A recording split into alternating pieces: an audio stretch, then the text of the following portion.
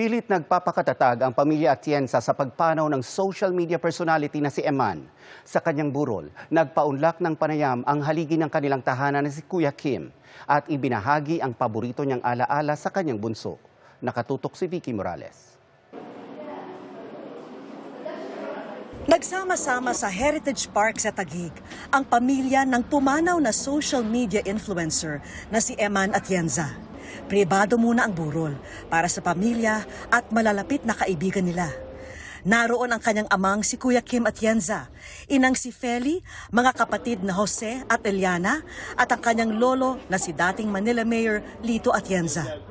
Nagpaunlak ng panayam sa atin si Kuya Kim na pilit nagpapakatatag sa gitna ng kanyang pagdadalamhati. How did that conversation go when you received the call? Pagising ko ng umaga, chinek ko ang telepono ko.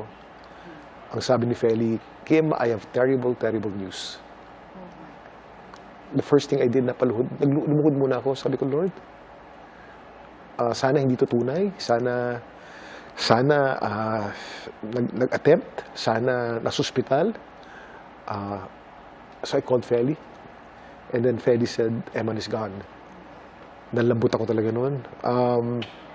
Ito na yung kinakatakutan ko. Kung merong isang bagay akong kinakatakutan sa buong buhay ko na mangyari, ito yun. Nangyari na nga. Naalala ko yung GMA Ball. Doon tayo nag-red carpet. At siya yung date mo.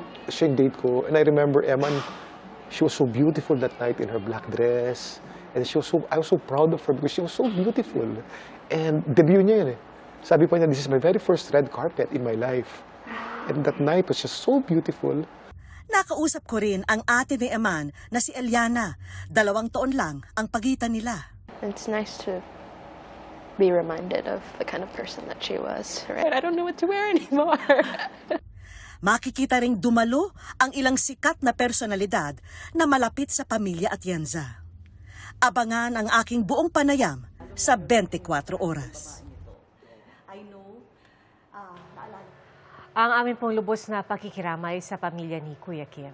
Dasal po namin ang kapayapaan ng kaluluwa ni Emmanuel Atienza.